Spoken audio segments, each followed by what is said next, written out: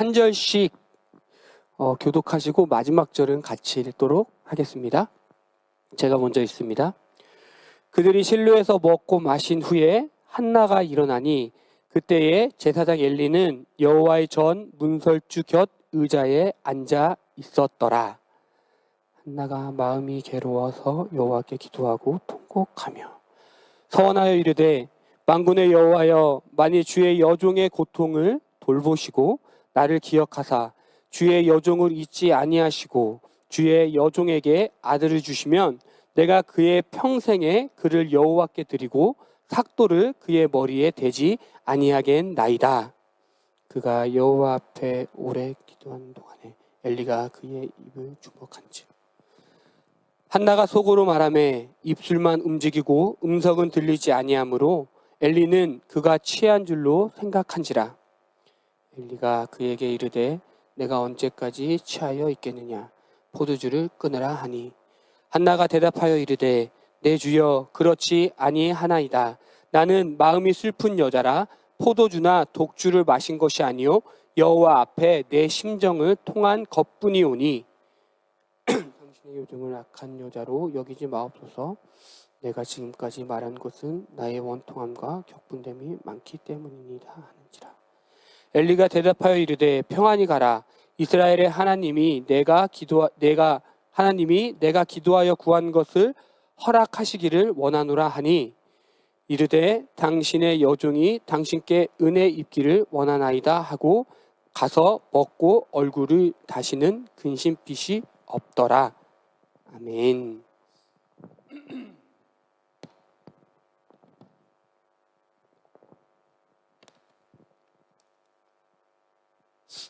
갑자기 날이 너무 더워졌습니다.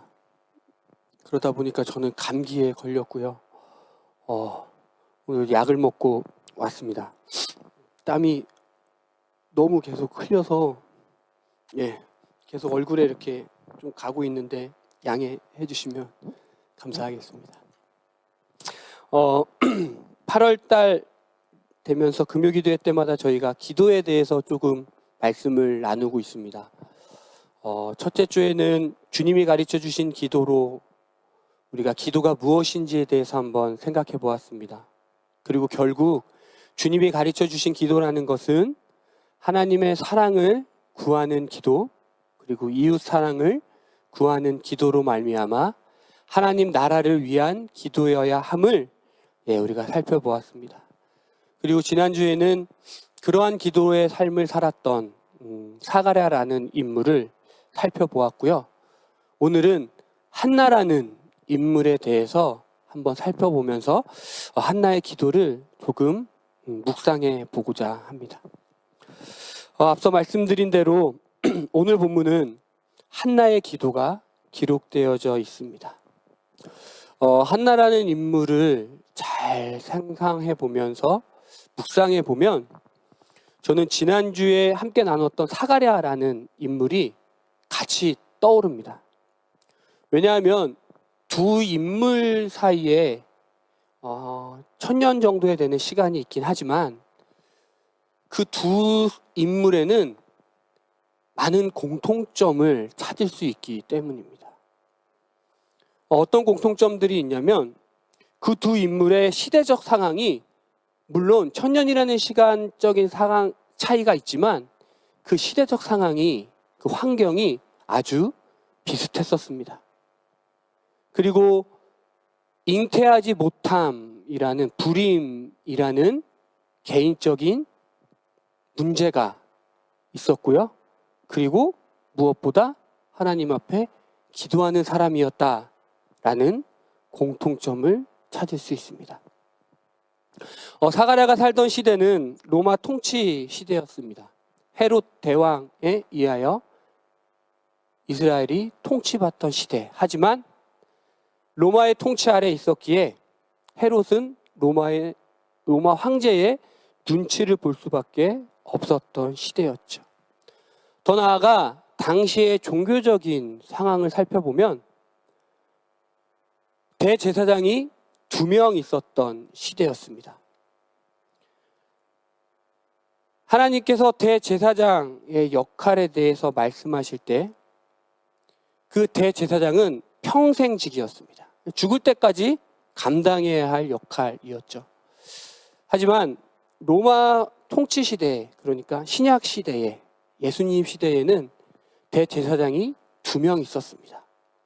그것은 그만큼 종교적으로 타락 가운데 있었다라는 것을 말하고 있죠. 왕이 너무나 많은 시대, 정치적으로는 왕이 너무나 많아서 분열과 혼란과 갈등이 넘치던 시대였고, 종교적으로는 하나님을 떠나 하나님의 말씀대로 살지 않던, 더 나아가 하나님의 말씀이 없던 하나님의 침묵만이 있던 시대였습니다. 그런데 한나가 살던 시대도 마찬가지죠. 한나가 살던 시대는 사사시대 말기입니다. 사사시대. 우리가 주일에 계속 룻기를 통해서 살피고 있지만 사사시대의 가장 큰 특징은 왕이 없으므로 각자 자기의 소견에 옳은 대로 행했던 시대였습니다. 그러니까 자기 맘대로 했던 시대였다는 것이죠. 로마 통치 시대는 왕이 많아서 혼란 가운데, 갈등 가운데, 분열 가운데 있었다면 사사시대는 왕이 없었기 때문에 자기 각자 소견에 옳은 대로 행했기 때문에 분열과 혼란과 갈등이 정치적으로 넘쳐났던 시대입니다. 또한 종교적으로도 마찬가지죠. 하나님께서 사사를 통해서 하나님의 살아계심을 분명히 나타내긴 했지만 사사가 없을 때 이스라엘 백성은 우상을 숭배하며 타락 가운데 있었습니다. 하나님을 떠나 하나님의 백성으로서의 삶을 살지 못했던 시대였다는 것이죠. 결국 로마 통치 시대나 사사 시대나 정치적으로, 종교적으로 혼란과 갈등과 분열과 타락이 넘치던 시대였습니다. 각자 자기의 소견에 옳은 대로 행하던 시대. 그 시대에 사가랴라는 인물도 있었고요, 한나라는 인물도 있었습니다. 그런데 그러한 시대 가운데 이 두 인물은 개인적으로 너무나도 큰 문제를 가지고 있었습니다. 그것은 잉태하지 못하는 문제. 지난주 주일에 말씀드렸듯이, 지난주 사가랴를 통해서 말씀드렸듯이 당시에 잉태하지 못한다, 자녀가 없다라는 것은 하나님의 저주받은 일에 속했었습니다. 레위인과 결혼한 제사장이지만, 그러니까 제사장 가문과 제사장 가문이 결혼한 하나님의 은혜 가운데 시작되어진 가정이지만 그 가정 안에 자녀가 없었다라는 건 그 축복이, 그 은혜가 저주로 바뀌었다라고 인식될 만큼 심각한 문제였습니다. 하지만 한나가 살던 시대는 더했죠. 우리 본문은 아니지만 우리 1장 1절부터 8절에 있는 그 시대적 상황을 보면 한나가 분인나 때문에 얼마나 힘들고 어렵고 고통 가운데 있었음을 알 수 있습니다. 잉태하지 못함으로 인하여서 겪는 여자의 수모는 너무나도 컸다라는 것이죠. 이 두 인물은 결국 저주받았다라고 인식되어진 인물이었습니다. 하나님 앞에 심판을 받거나 죄로 인해 잉태를 못하거나 결국엔 하나님의 저주로 인해 생명을 낳지 못하는 범죄, 심판, 징계 가운데 있는 상황이었다라는 것이죠. 하지만 그러한 두 인물이 대단한 것은 그러한 상황이었지만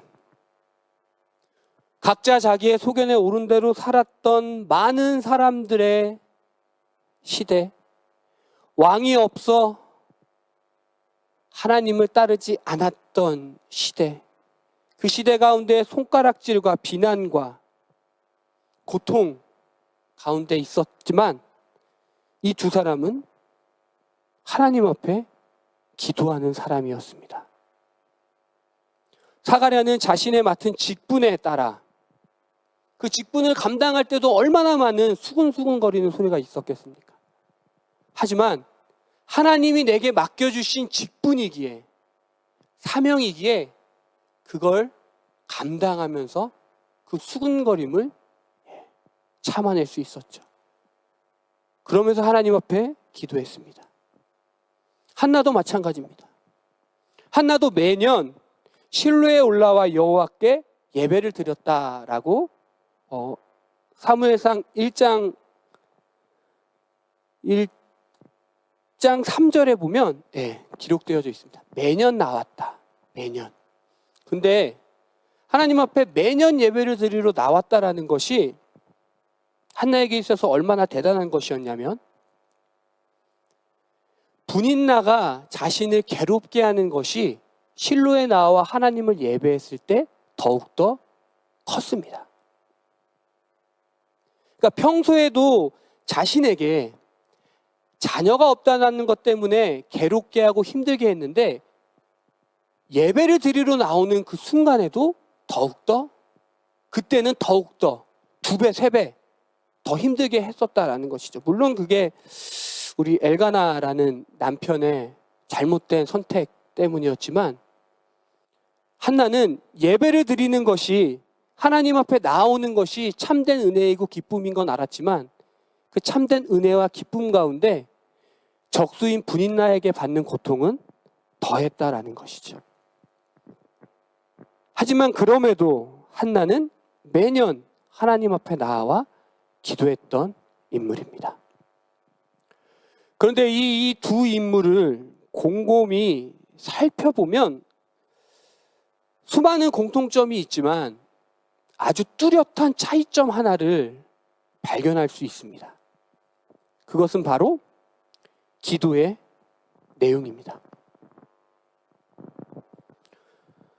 지난주 우리는 사가랴라는 인물을 살펴보면서 사가랴가 결국 그러한 수모를 당하고 그러한 시대 가운데 있었지만 하나님 나라를 철저히 준비했던 인물이었음을 살펴보았습니다.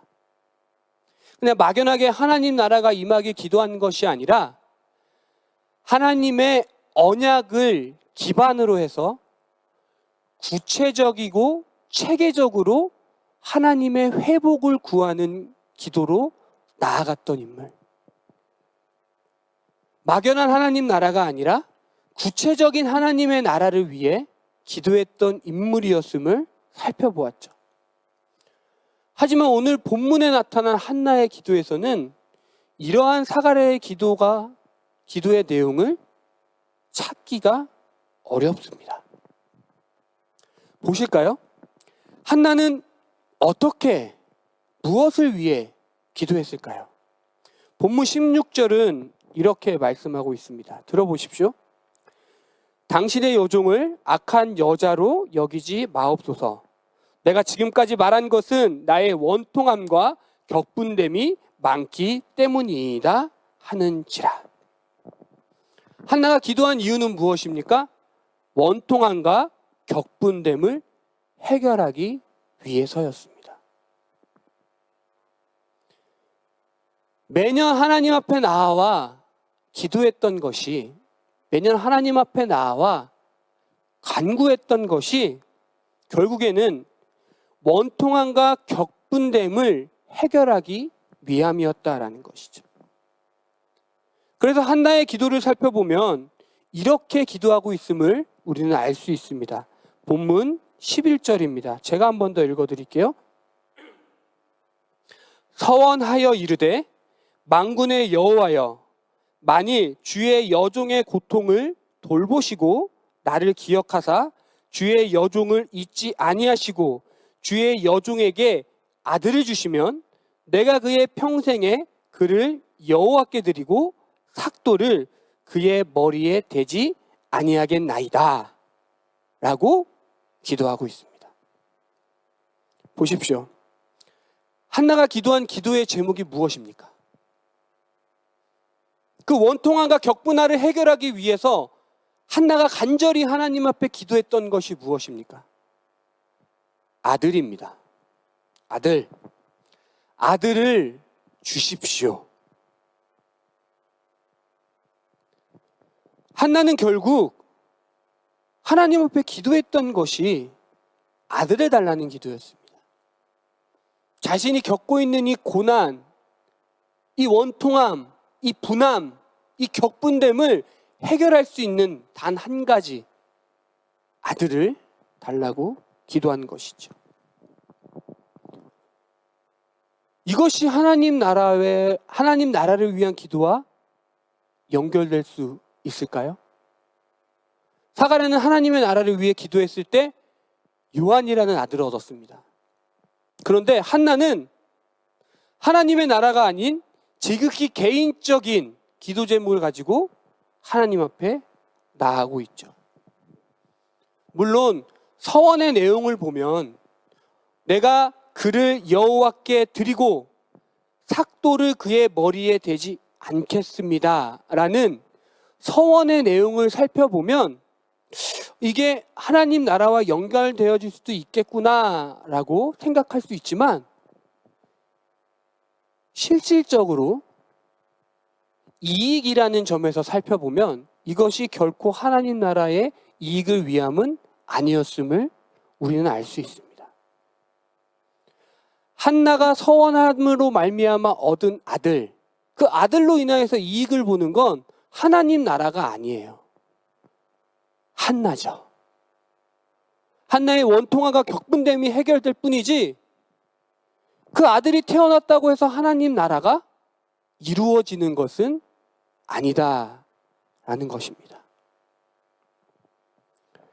결국 한나의 기도는 하나님 나라와 연관되어 있다고 보기 어려운 기도입니다. 지극히 개인적인 기도이죠. 지극히 자기를 위한 기도입니다.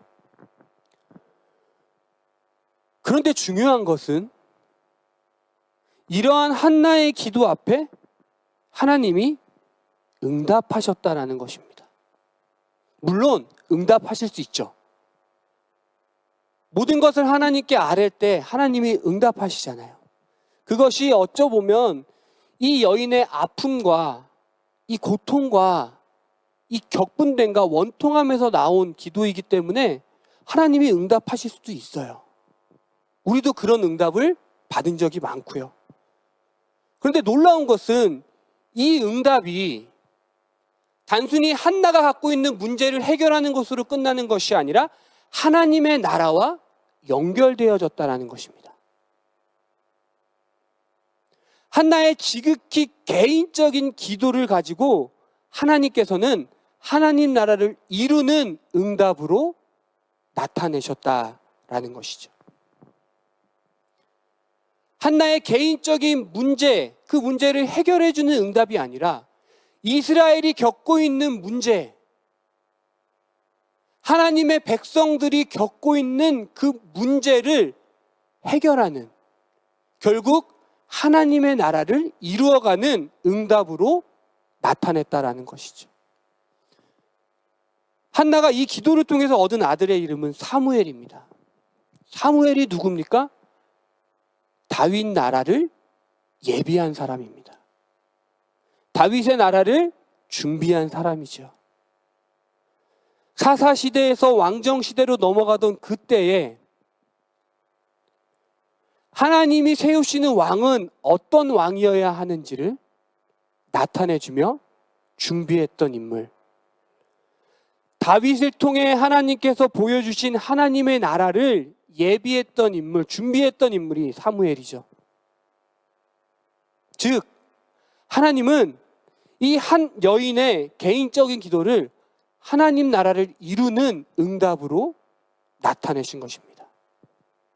놀랍지 않습니까? 지극히 개인적인 원통함과 격분됨을 해결하기 위해서 기도했는데 하나님은 그 기도를 하나님 나라를 이루는 데까지 사용하셨다라는 것이 기대되지 않습니까? 어쩌면 우리가 지극히 개인적으로 기도하는 것이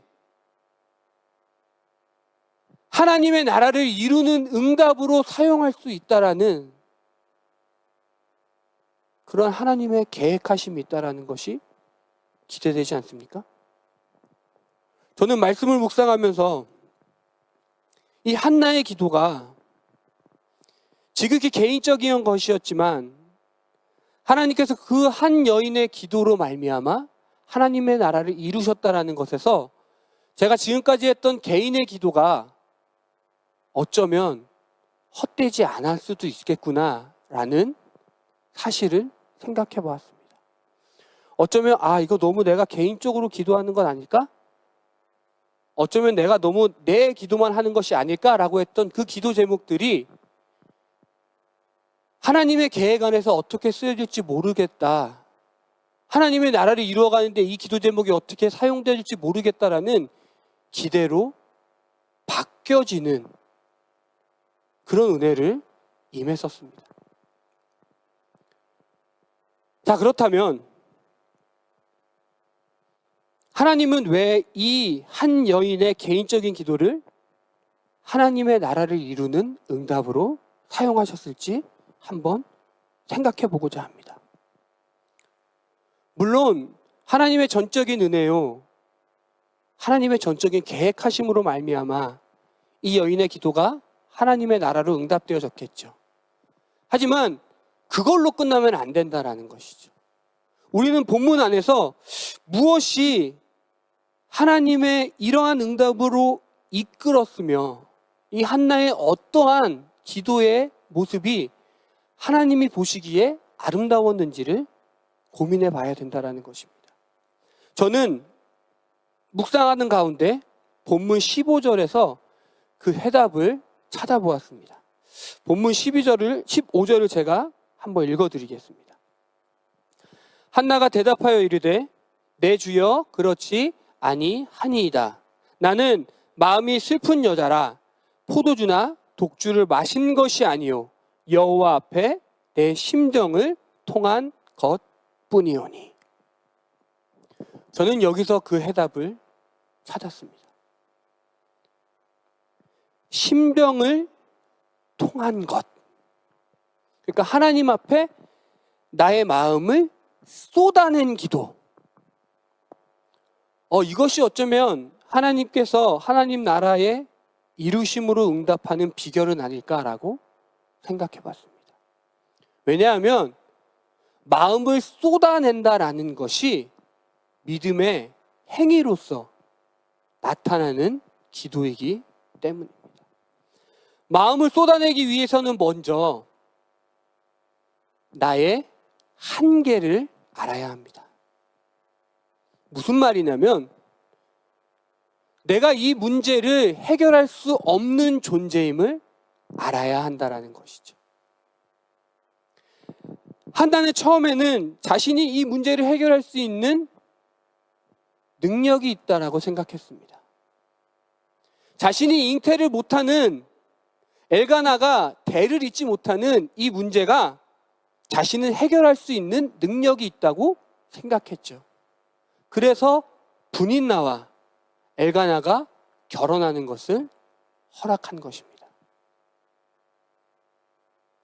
세상의 방법을 그대로 따랐던 거죠. 각자 자기의 소견에 옳은 대로 행했던 그 시대의 사람들과 동일하게 내가 임신을 할 수 없으니까 첩을 통해서 자식을 낳게 하자.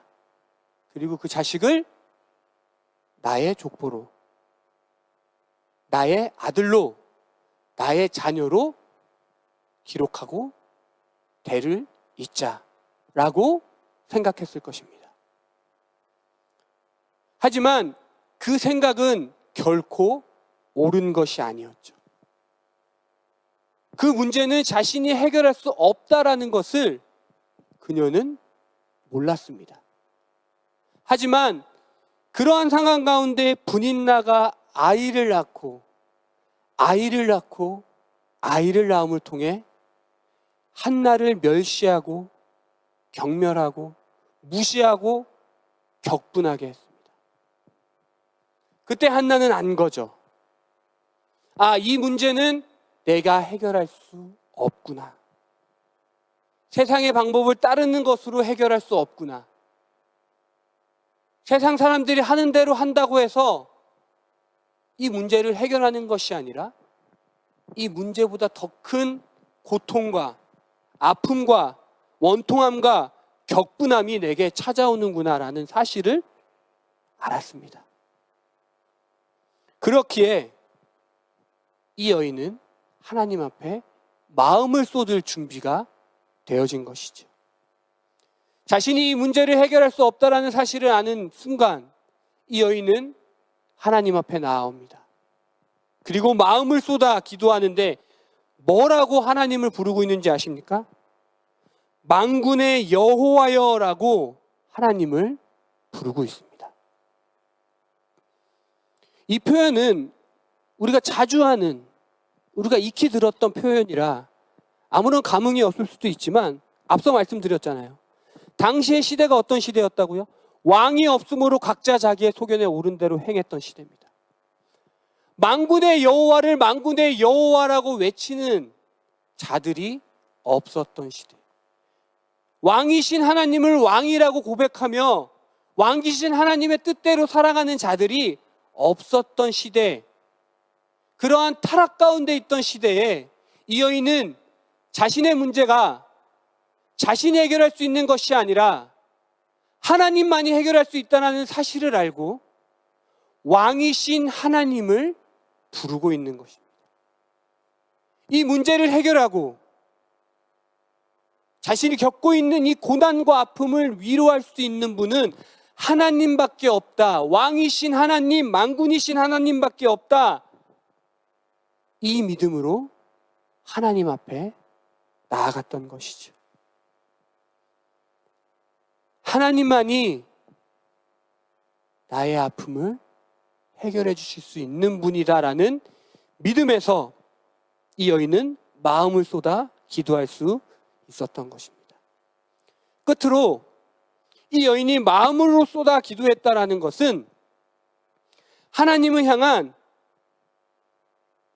이러한 믿음이 굳건해졌다라는 것을 의미합니다. 본문 18절입니다. 제가 한번 읽어드릴게요. 이르되 당신의 여종이 당신께 은혜를 잊기를 원하나이다 하고 가서 먹고 얼굴에 다시는 근심빛이 없더라.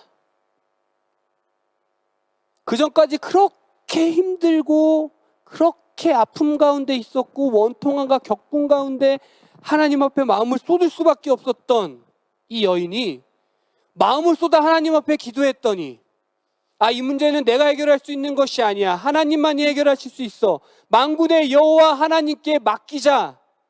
만군의 여호와 하나님께서 들어주실 거야. 만군의 여호와 하나님께서 응답하실 거야. 이 믿음으로 기도했을 때 이 여인의 낯빛이 완전히 변화되었음을 18절은 말하고 있습니다. 이게 어떤 믿음입니까? 주시는 이도 하나님이시오, 거두시는 이도 하나님이시오. 주지 않으시는 이도 하나님이시오. 이 모든 것이 하나님의 뜻이다. 그렇습니다. 이 여인은 마음을 쏟아 기도했을 때 하나님이 주시는 참된 평안을 얻게 되었습니다. 마음을 쏟아 기도했을 때 그것이 결코 자신의 눈앞에 펼쳐지는 응답이 아닐지라도 하나님으로 말미암아 만족되어지는 그러한 여유를 얻게 된 것이죠. 이 여인이 아이를 낳을지 낳지 않을지 18절까지는 아무런 뜻도 나타내고 있지 않습니다. 하지만 이 여인은 평안했다라고 말씀하고 있습니다.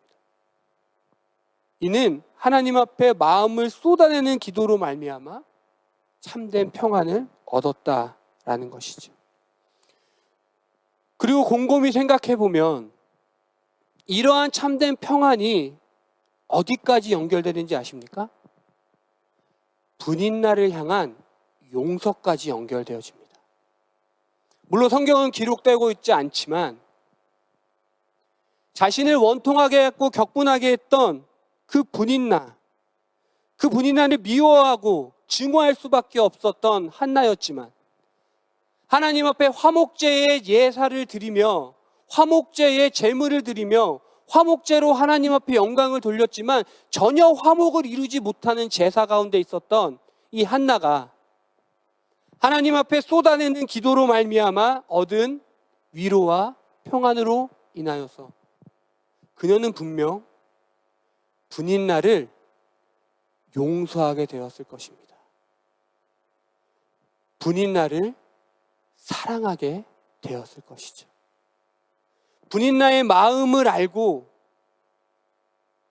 분인나가 왜 자신을 그렇게 어렵게 할 수밖에 없었는지 공감하며 그를 향했던 그 미움이 사라지고 그를 향한 사랑이 실천되어졌을 것입니다. 결국 이웃 사랑이 하나님의 나라를 위한 응답으로 말미암아 한나에게 나타난 것이고 한나는 그 기도로 말미암아 이웃 사랑을 실천하는 삶으로 나아갈 수 있게 된 것이죠. 우리도 하나님 앞에 지극히 개인적인 것을 가지고 기도할 때가 많이 있습니다.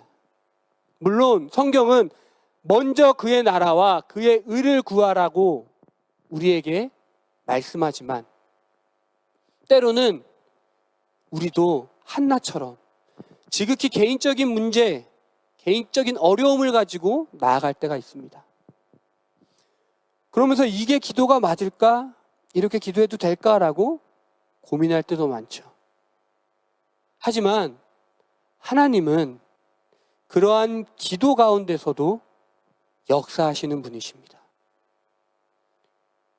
우리가 드리는 그 모든 기도 가운데 하나님은 역사하시고 하나님의 나라를 이루어가는 응답으로 우리에게 나타내 주시는 분이십니다.